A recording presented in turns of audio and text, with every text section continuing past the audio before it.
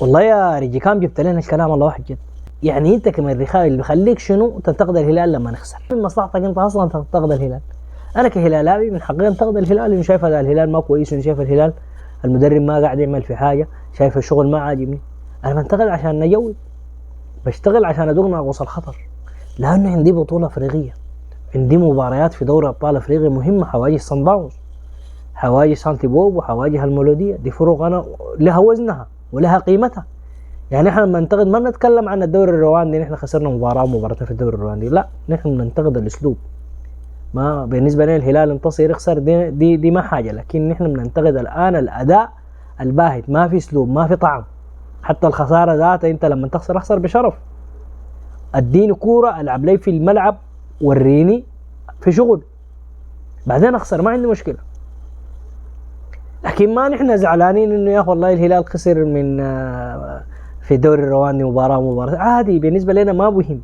لكن بالنسبه لنا نحن المدرب يضع التشكيله الصح، يضع اللعيبه كل لاعب في مركزه، لكن انت ما تضع لي لاعب في مركز غير مركزه وعايزنا نغيمه، او بعدين لما انت تجيب نتائج سيئه او تحرز نتائج سيئه او تخسر عايزنا انا اقول لك يا اخي والله انت كويس ولا لا. انا بنتقد سوء الاداء، بنتقد الخرمجه من المدرب، دي حاجه انا بنتقدها يعني. وانا كجمهور هلالابي بشجع الهلال، ده همي انا الوحيد.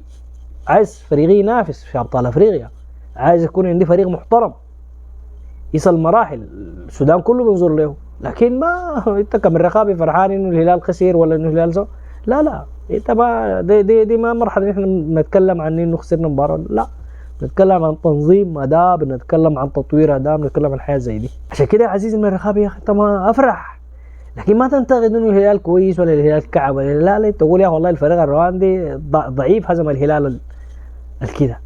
لكن ما تعمل لي فيها انك والله حرز على مصلحتي، لا انت ما حرز على مصلحتي. بيسو ادانا ده لو قاولناه وريك الطفى النور منه، ما في مجامله. لكنه المدرب مستهتر بالفرق في الدوري الرواندي، ما مدي اهميه للمباراه، ما كده. عشان كده شغال يجوط، ممكن عادي تلقى علي كبه حارس مرمى، ما تستبعد، عادي ممكن عادي تلقى علي كبه حارس مرمى. عشان كده حداريه الاداره تضغط على المدرب وتوريه اهميه المباريات دي كاعداد للبطوله الافريقيه، لانه دي مرحله الان الدوريات متوقفه، انت دوريك مستمر وعندك فرصه كبيره تعيد لعيبتك وعندك فرصه كبيره للانسياب. نحن عايزين كثره المباريات تستفيد منها، يعني سجم التيم، لكن ما كل يوم بتشكيله جديده وكل يوم بعناصر جديده ولاعب ما في مركز ولاعب في مكان ثاني، كده ما بتستفيد. لعبت مليون مباراه ما حتستفيد بحاجه ولا حتوصل لنتيجه.